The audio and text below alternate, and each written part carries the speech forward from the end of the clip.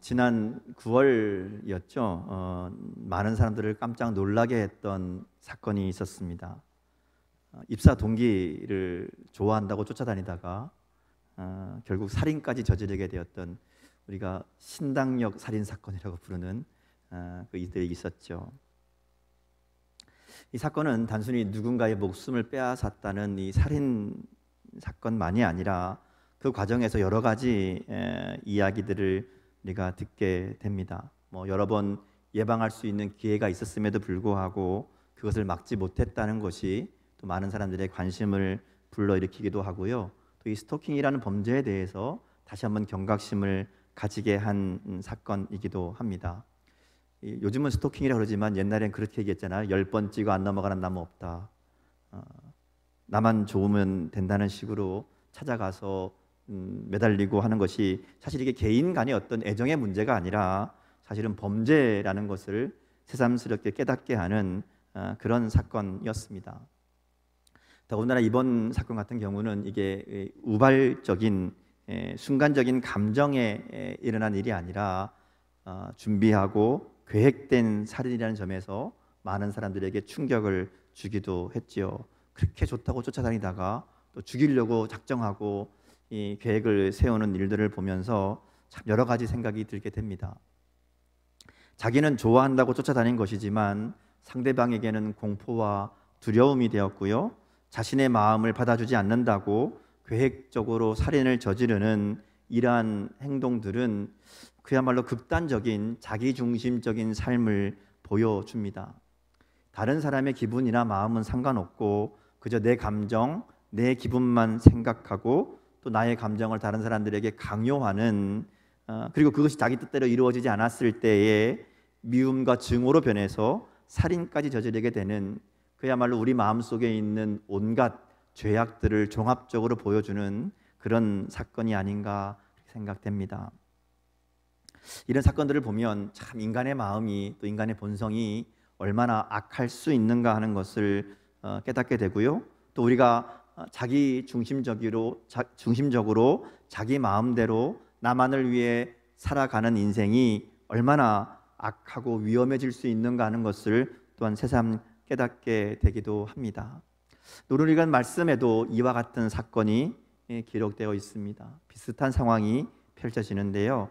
바알 하솔에서 일어난 압살롬의 보복 살인입니다.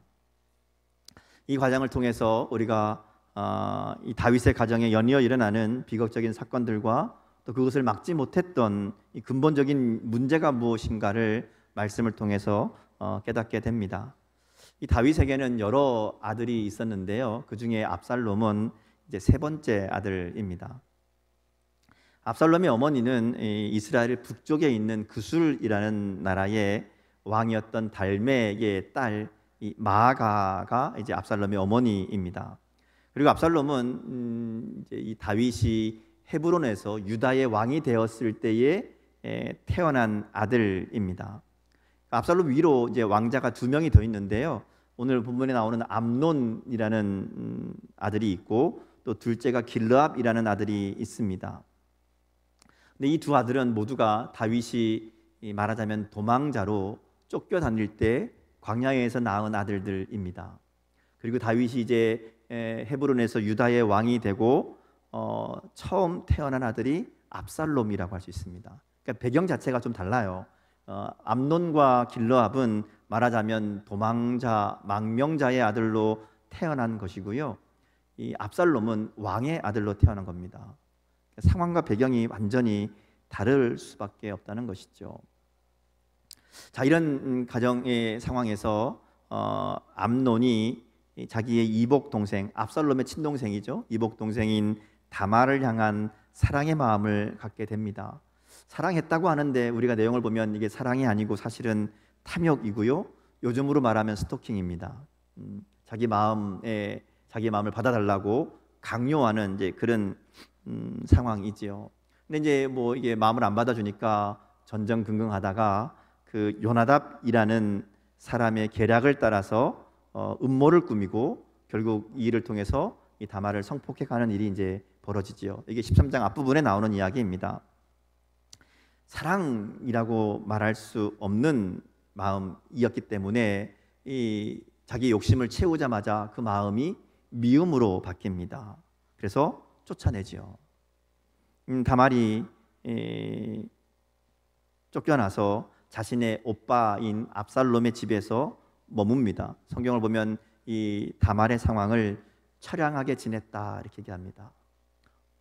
왕의 딸이니까 공주잖아요. 한 나라의 공주로 얼마나 예쁘고 얼마나 또 멋있게 그렇게 자랐겠습니까? 근데 한순간에 그의 인생이 처량해진 겁니다. 그 오빠인 압살롬이 이 상황을 보고 분노하지요. 근데 달랩니다. 가만히 있으라 얘기하고 자기도 가만히 있습니다. 언급하지 않습니다. 가해자인 암논을 찾아가서 따지지도 않고요. 또 사실 이 상황을 정리해 줘야 되는 아버지 다윗이 침묵하고 있는데 그것에 대해서도 아무 말 하지 않습니다. 아마 암논과도 그냥 아무 일 없는 것처럼 그렇게 지냈던 것 같습니다. 그렇게 2년의 시간이 흘러갑니다. 속으로는 칼을 갈고 있었죠. 2년이 지난 다음에 모든 사람들이 이 일을 잊었다고 생각할 때쯤 되었을 때에 복수의 칼을 빼듭니다. 사실 이제 암논을 죽이려는 압살롬의 의도는 동기는 이중적이라고 할 수 있습니다. 우리는 이제 보이는 대로 보면 자기 동생을 성폭행한 이 암논에 대한 복수라고 볼 수 있지만 여기엔 또 한 가지 이유가 있는데 그것은 왕권에 대한 야심입니다. 암논을 제거하면 다음 왕위 계승자가 자신이 되기 때문에 그렇습니다. 물론 둘째 아들이 있는데요. 이름만 나와요. 성경에 보면 길르압이라는 이름만 나오고 아무 내용이 없습니다. 학자들은 일찍 죽었거나 아니면 아무런 영향력이 없는, 말하자면 왕권을 다툴 만한 힘이 없는 그런 아들이었을 것이다. 그래서 암논 다음에 압살롬이 되는 겁니다. 나중에 실제로 압살롬이 왕권을 노리고 아버지에게 반역을 일으키죠. 반란을 일으키는 걸 보면 이 압살롬이 왕권에 대해서 굉장히 욕심을 가지고 있었던 사람이라는 것을 우리가 생각할 수 있게 됩니다. 그러니까 이 압살롬에게 이 다말의 사건은 굉장히 불행하고 슬픈 일이지만 또 한 면에서 보면 기회가 된 겁니다. 자신의 욕심을 채우기 위한, 사실 이 왕권을 노리거나 이런 정치적인 일에서는 중요한 게 두 가지거든요. 명분과 실리가 있어야 됩니다. 그래야 움직이거든요. 움직일 때 명분이 있어야 됩니다. 그리고 움직였을 때 뭔가 얻는 게 있어야 돼요. 근데 이 상황은 압살롬에게는 이 둘을 다 줍니다. 자신의 동생을 성폭행한 암논에게 징벌한다는, 복수한다는 분명한 명분이 있습니다. 그러고 나면 주어지는 것이 자기가 왕권의 첫 번째 이 계승자가 되는 그야말로 실리도 얻게 되는 거죠. 그래서 아마 철저하게 준비하고 때를 기다렸던 것입니다. 2년의 시간이 지났습니다. 자신이 치는 양떼가 양털 깎는 때가 되었을 때에 잔치를 벌이고 모든 왕자들을 초청합니다. 이 이스라엘에서 양털을 깎는다는 것은 우리로 얘기하면 추수하는 겁니다. 그러니까 1년에 농사를 짓고 추수할 때에 사람들을 다 불러 모아서 같이 축하하고 기뻐하고 잔치를 벌이는 그 일이거든요. 그때에 맞추어서 압살롬이 치밀한 계획을 가지고 왕자들을 불러 드립니다. 자, 여기도 보면 굉장히 많은 계산이 있다는 것을 우리가 보게 됩니다. 압살롬이 왕자들을 다 초청하고 다윗도 초청하지요. 왕과 왕의 신하들을 다 초청합니다. 자, 그런데 다윗이 이것을 거절합니다. 25절에 보면 뭐 다 가면 번거롭지 않느냐, 우리가 다 갈 필요 있느냐 이렇게 이야기합니다. 근데 사실 압살롬의 요구가 무리한 요구입니다. 일개 왕자가 말하자면 잔치를 벌리는데 한 나라의 왕과 또 왕세자, 모든 왕자들, 신하들 다 와라, 이거는 사실 말이 안 되는 얘기거든요. 그냥 가족들끼리 조촐하게 이럴 수는 있지만 왕과 모든 사람들을 오라 하는 것은 무리한 요구입니다. 더구나 이 바알 하솔이라는 곳이 예루살렘으로부터 북쪽으로 한 24km 떨어진 곳인데요. 지금으로 치면 뭐 차 타고 금방 가지만 그 당시만 해도 한참 걸리는, 그리고 이 바알 하솔이 굉장히 높은 고지대입니다. 해발 1000m가 넘는 지역인데요. 그래서 그 가나안 땅 전체를 사방으로 돌아볼 수 있는 그런 위치라 그럽니다. 거기까지 가야 되는데 이 왕이 모든 신하들을 다 데리고 왕자들 다 데리고 가는 건 위험하지요. 적이 쳐들어올 수도 있고 또 반란이 일어날 수도 있습니다. 그러니까 이 상황을 생각해 보면 압살롬은 다윗의 거절을 예상하고 있습니다. 당연히 못 간다는 거 알고 있습니다. 자, 그래서 그 다음 준비된 말을 다윗에게 하는 거죠. 왕이 못 가신다면 그러면 암논은 꼭 가게 해주십시오. 이게 압살롬의 이야기죠. 사실 이게 목적이었습니다. 왕에게 오라고 하는 거는 이제 던지는 말이죠. 딱 던져놨다가 그 다음 왕이 안 온다 그러면 당연히 그러면 첫 번째 왕자 암논은 꼭 와야 됩니다. 이제 이렇게 되는 거죠. 다윗이 망설입니다. 뭔가 좀 이상한 기미를 느꼈는지 꼭 가야 되냐, 뭐 암몬까지 갈 필요 있느냐 이렇게 이제 이야기하죠. 근데 압살롬이 간청합니다. 사실 다윗이 모를 리가 없거든요. 암논과 다말의 일들, 그것 때문에 압살롬과 관계가 좋지 않다는 것 다 알고 있습니다. 그럼에도 불구하고 압살롬의 요구를 들어줍니다. 뭐 여러 마음이 있었겠죠. 그리고 압살롬의 계획대로 일이 진행됩니다. 잔치가 무르익었을 때에 압살롬의 부하들이 암논을 살해하지요. 그리고 다른 왕자들은 다 도망쳐 흩어지게 됩니다. 이 사건을 보면요, 이 암논과 압살롬이 굉장히 비슷합니다. 하는 짓은 뭐 서로 이렇게 하나는 성폭행했고 하나는 살인을 했지만 그 일에 이르는 과정들을 보고 그 일을 처리하는 내용들을 보면 너무나 똑같습니다. 둘 다 동기가 똑같아요. 자신의 욕심 때문입니다. 자기가 원하는 일을 이루기 위해서 계획적으로 암논은 다말을 성폭행하고 압살롬은 암몬을 죽이고 보복 살인하는 겁니다. 과정도 비슷해요. 자기의 계획을 의도를 감추기 위해서 거짓말을 하고요. 다른 사람들을 이용합니다. 자기가 직접 나서지 않고 다른 사람들을 사용해서 이 일들을 이루어 가는 거죠. 그러기에 이 두 사람의 내면은 똑같다고 볼 수 있습니다. 성폭행을 저지른 암논이나 살인을 저지른 압살롬이나 그 나타나는 모양은 조금씩 다르지만 그 속마음은 똑같다는 것이죠. 바로 자기만을 생각하는 겁니다. 자신의 욕심, 자신의 이익, 자신의 만족만을 생각하는 것이죠. 그래서 이런 암논이나 압살롬의 악한 행동은 모두가 그 삶 가운데 하나님도 없고 다른 사람도 없는 나만을 생각하는 마음에서 나오는 결과입니다. 내가 무엇을 느끼느냐, 내가 만족하느냐에 관심이 있지 다른 사람은 고통을 당하든 말든 피해를 입든 말든 상관하지 않습니다. 이런 악한 마음이 두 사람이 다 똑같다 하는 것이죠.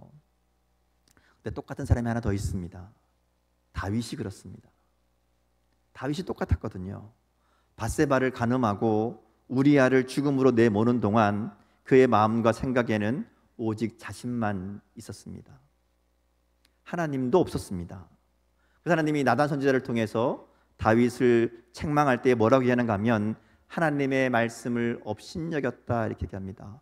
업신여긴다라는 말이 멸시한다, 가볍게 본다 뭐 이런 거거든요. 하나님을 무시한 겁니다. 하나님 없다고 생각한 겁니다. 자신의 욕심만, 자신의 욕망만 있는 그 순간에는 하나님이 그의 마음 속에서, 그의 삶 속에서 사라진 겁니다. 근데 지금 암논과 압살롬의 모습이 다윗과 똑같다는 것이죠. 사실 우리 가운데 일어나는 많은 죄의, 대부분의 죄의 출발은 여기에 있습니다. 예수 믿고 구원받았다고 해도 우리 안에 옛 속성이 남아 있습니다. 나만을 생각하는, 나만을 위하는, 나를 중심으로 바라보는 이 옛사람이 남아 있다는 것이죠. 그래서 사도 바울도 자신 안에 두 법이 있다고 탄식하잖아요. 옛사람, 새사람, 옛 속성, 새 속성이 있습니다. 예수님을 믿기 전에 옛 우리의 마음이, 삶이 있고요. 예수님을 믿고 나서 새롭게 된 속성이 있습니다. 그리고 예수 믿고 구원받고 그리고 믿음으로 살아간다고, 예수님을 따라 살아간다고 애쓰지만 불쑥불쑥 우리의 옛 모습이 나타나는 것을 우리가 부인할 수 없잖아요. 예수님 믿는다고 해서 옛날 모습이 사라지는 게 아닙니다. 예수님 믿으면 천사처럼 변하고 죄를 절대 짓지 않는 게 아닙니다. 죄를 안 짓는 게 아니라 죄를 짓는 옛 속성이 우리 가운데 남아있지만 그것을 새로운 속성으로 다스리는 겁니다. 그게 신앙생활이지요. 그러니까 없어지는 게 아니라 다스리는 겁니다. 통제하는 거죠. 그래서 우리 안에 이런 죄악의 속성을 잘 다스리려면 새 사람이 강해야 됩니다. 새 사람이 강해지는 방법은 딱 하나밖에 없습니다. 성령의 도우심을 구하는 겁니다. 성령의 강력한 역사가 있어야 되고요, 그 아래 철저한 순종과 훈련이 있어야 됩니다. 사실 우리가 신앙생활하는 게 바로 그거잖아요. 내 안에 있는 내 옛사람, 그 옛사람을 죽이고 주님 말씀을 따르는 사람으로, 주님을 닮은 사람으로 우리의 삶을 바꾸어 가려고 애쓰는 게 바로 신앙생활이지요. 그것이 믿음의 삶입니다. 그러기에 우리가 예수를 믿지만 은혜 안에 머물러 있지 않으면, 하나님 말씀이, 성령이 우리를 다스리지 않으면 우리는 곧장 죄의 길로 달려가게 되어 있다는 것이죠. 우리 안에 있는 옛 속성 때문에 그렇습니다. 그러기에 이 죄를 이기는 길은 내 힘으로, 내 능력으로 할 수 있는 게 아닙니다. 은혜가 우리 가운데 있을 때에, 하나님의 능력이 우리 가운데 임할 때에, 하나님의 도우심이 우리를 붙들을 때에 우리가 그것을 지켜낼 수 있는 것이죠. 그래서 예배 자리에 나오고 기도하고 말씀 읽고 묵상하고 실천하고 순종하고 구역으로 모여서도 함께 기도하고 또 말씀 어떻게 적용할까 결단하고 사랑하고 섬기고 봉사하고 전도하고, 이 모든 일들이 바로 이러한 은혜의 자리에 머무르는 그런 우리 삶이라는 것이죠. 그래야 우리의 마음을 지키고 삶을 지킬 수 있습니다. 하나님을 붙잡고 하나님을 생각하고 하나님의 뜻대로 살아가야만 우리의 옛사람을 이길 수 있다는 것이죠. 그렇지 않으면 순식간에 죄의 길로 빠질 수밖에 없습니다. 이 다윗이 바로 그 증거입니다. 다윗은 하나님의 마음에 맞는 사람이라는 평가를 들었던 사람이죠. 우리보다 훨씬 더 믿음 좋은 사람이고 우리보다 훨씬 더 훌륭한 신앙인이라고 할 수 있습니다. 그럼에도 다윗이 하나님의 은혜의 자리를 벗어났을 때에, 그의 삶 가운데 하나님이 잠깐 마음속에서 지워졌을 때에 그가 어떠한 삶을 살게 되었는가를 우리는 말씀을 통해서 분명하게 보게 되는 겁니다. 그러기에 더 하나님의 은혜를 사모하고 더 예배하고 기도하고 말씀 읽고 묵상하고 말씀대로 살아가기 위해서, 하나님의 도우심을 구하고 주님을 닮은 삶이 되기 위해서, 내 중심의 삶이 아니라 하나님이 중심이 되는 삶을 살기 위해서 결단하고 또 기도하고 훈련하고 애써야 된다 하는 겁니다. 자, 그래도 오늘 말씀해 보면 또 한 가지 우리가 생각해 볼 것이 있습니다. 13장 전체를 보면 이 다윗이 굉장히 조그맣게 나온다는 겁니다. 굉장히 소극적으로 나와요. 원래 사무엘 하의 주인공은, 중심 인물은 다윗입니다. 잘하든 못하든 다윗이 중심이거든요.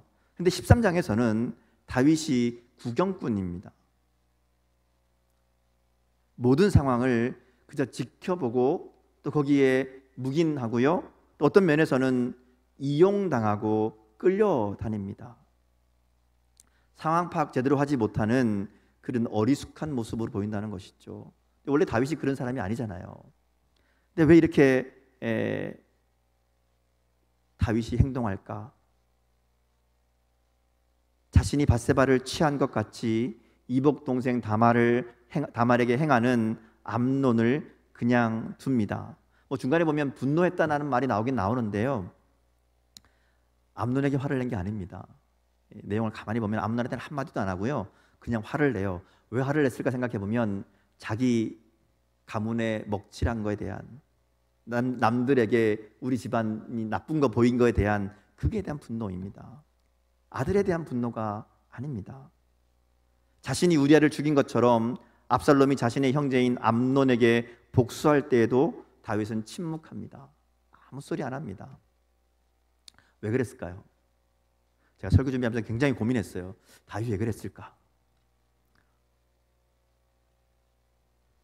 자신과 너무나 닮은, 자신과 똑같은, 자기만을 위해 다른 사람에게 죄악을 행하는 아들들을 보면서 나도 그랬는데 내가 무슨 할 말이 있을까, 뭐 그런 마음이었는지, 혹은 하나님이 그 일로 다윗의 가정에 심판하신다고 했으니까 이것이 하나님의 벌이라고 생각하고 침묵했는지 뭐 모르겠습니다. 근데 분명한 것은 다윗의 이러한 죄에 대한 묵인이 그 가정에 엄청난 비극을 가져왔다는 겁니다. 말릴 수 있었어요. 다른 결과가 있을 수 있었습니다. 그런데 다윗이 그러지 못했거든요. 다윗의 이런 모습은요, 이 다윗의 죄를 지었기 때문에 뭐 아들들이 벌을 받는다, 죄가 유전된다, 죄가 그대로 이어진다, 이런 이야기가 아닙니다. 절대로 그러지 않습니다. 근데 분명한 것은 부모의 모습을 보고 자녀들이 배운다는 겁니다. 다윗의 모습을 보고 암논과 압살롬이 배웠다는 것이죠. 자신만을 생각하는 자기 중심적인 삶을 그대로 따라하게 된다는 겁니다. 물론 다윗은 중간에 돌이키고 회개하죠. 근데 정말 다윗이 돌이키고 회개했다면 자녀들에게도 분명하게 가르쳐야 됐습니다. 내가 잘못했으니까 너희도 어쩔 수 없다 보다 놔둘 것이 아니라 나는 잘못했지만 너희는 바르게 해야 된다, 분명하게 가르쳐야 된다는 것이죠. 다윗의 문제는 그들을 그냥 내버려 둔 겁니다. 자기처럼 똑같이 죄를 짓는 그들을 그냥 두고 있었다는 것이죠. 다시 조금만 민감했다면, 조금만 더 신경 썼더라면 막을 수 있는 비극이었다는 겁니다. 그래서 오늘 우리도 우리 자신의 죄에도 민감하게 반응해야 되지만 다른 사람들의 죄에도 우리가 관심을 가지고 바라보아야 됩니다. 내가 막을 수 있는 일들이라면 막아야죠. 특별히 자녀들의 삶에 민감할 필요가 있습니다. 나도 모르는 사이에 나쁜 영향을 줄 수도 있기 때문에 그렇죠. 그러면 정직하게 말하고 함께 이겨내야 됩니다. 뭐 무조건 내 말 들어야 된다, 윽박지르라는 얘기가 아니라, 나는 틀렸지만 너는 맞게 살아야지, 뭐 이렇게 혼내라는 얘기가 아니라 함께 그 삶을 만들어 가야죠. 자녀이지만 자녀이기 이전에 그도 한 영혼이고 하나님이 함께 살아가게 하신 지체라는 마음으로 서로 제하여 버릴 것은 제하고 지킬 것은 지키는 그런 결단이 있어야 됩니다. 서로 확인하고 격려하고 위로하고 함께 세워가는 그런 부모와 자녀가 될 수 있어야 된다는 것이죠. 요즘 제가 신방하면서 가장 많이 듣는 기도의 제목이 뭘까요? 가장 많이 듣는 기도의 제목, 돈 벌게 해주세요일까요? 집 사게 해주세요일까요? 아닙니다. 자녀들입니다. 자녀들이 믿음으로 살게 해주십시오. 자녀들의 신앙생활에 관한 것이 가장 많습니다. 신앙이 회복되기를, 믿음 안에서 살아가기를, 더 성숙한 믿음으로 세워지기를, 사실 이게 제일 많은 기도 제목입니다. 사실 어떤 부모가 자녀가 신앙생활 제대로 하지 않는 것이 마음 편한 사람이 있겠습니까? 근데 이것만큼 또 어려운 게 없잖아요. 오죽하면 성경에 나오는 자식들은 다 속색입니다. 속색이 되는 자녀가 별로 없습니다. 정말 특이한 경우고요. 자녀는 다 속색입니다. 뭐 위대한 믿음의 사람도 마찬가지예요. 사무엘도 그랬고 오늘 본문에 나오는 다윗도 그렇죠. 물론 뭐 부모가 잘못 가르치는 경우도 분명히 있습니다. 근데 많은 경우 보면 성경도 그렇고 우리 성도들의 삶도 보면 정말 열심히 신앙생활하고 또 나름대로 믿음으로 잘 가르친다고 하는데도 흔히 하는 말로 애들이 홀랑 믿음 다 까먹어버리고 부모의 속썩이는 자녀들이 많다는 것이죠. 그래서 교회에서도 자녀 얘기만 하면 늘 마음 불편하고 상처받고 속상해하는 부모님들 많이 있습니다. 여러분 아는 것처럼 뭐 자식 이기는 부모가 없잖아요. 신앙도 그러면 안 된다는 거 알면서도 그게 잘 되지 않는 게 또 우리의 현실이기도 합니다. 또 아무리 부모가 믿음 좋고 잘 가르쳐도 그 자식이 삐뚤어질 수도 있거든요. 그래서 여러분 믿음의 가정에서 자녀들이 좀 믿음대로 살지 못하면 그것 때문에 부모들이 기도하고 또 염려하면 얼마나 속상하냐고 위로해야 됩니다. 다 부모가 잘못 가르쳐서 그렇지 뭐 이렇게 얘기하면 큰일 납니다. 그런 부모 어디 있겠습니까? 그 부모만큼 속상한 사람은 없다는 거죠. 그렇다고 해서 또 어쩔 수 없으니까 나 몰라라. 그러면 안 됩니다. 오늘 다윗이 약간 그런 것 같거든요. 그냥 두면 그야말로 큰 문제가 된다는 것을 기억해야 됩니다. 그러기에 나도 문제가 있고 연약하지만 더 하나님 앞에 바로 살기 위해 애써야 되고요. 우리 자녀들도 내가 그런 바른 모습을 보여주기 위해서라도 더 믿음으로 살아야 된다는 것이죠. 그리고 분명하게 가르쳐야 됩니다. 결국 다윗의 가정에서 일어난 이 비극은 다윗의 영향력이라고 할 수 있습니다. 그러기에 더 하나님을 의지하고 날마다 일마다 하나님의 도우심을 구하는 삶이 되어야 될 줄 믿습니다. 오늘 우리의 삶이 나 중심, 자기 중심의 삶이 아니라 하나님 중심, 이웃 중심으로 우리의 삶의 방향이 바뀔 수 있기를 주님의 이름으로 축복합니다. 예수님이 우리에게 보여주시고 가르쳐 주신 뜻이 바로 그것이죠. 복수와 보복이 아니라 용서와 사랑의 삶을 살아가도록 예수님이 그렇게 사셨고 또 예수님을 따르는 우리도 그렇게 살기를 원하신다 하는 겁니다. 그리고 그것을 우리 자녀들에게 우리가 보여줄 수 있어야 됩니다. 우리가 좋은 영향력, 선한 영향력, 믿음의 영향력을 끼치는 그런 부모가 되어야 될 줄 믿습니다. 자녀에게라도 잘못한 거 있으면 인정하고 용서를 구하고 함께 돌이키는 결단이 있어야 됩니다. 그렇게 가정 안에서 먼저 용서하고 화해하는 관계의 회복이 일어나야 된다는 것이죠. 그러기 위해서는 더욱 우리가 서로 위해서 기도하고 하나님의 은혜를 구해야 됩니다. 이게 사람 힘으로 안 되는 거잖아요.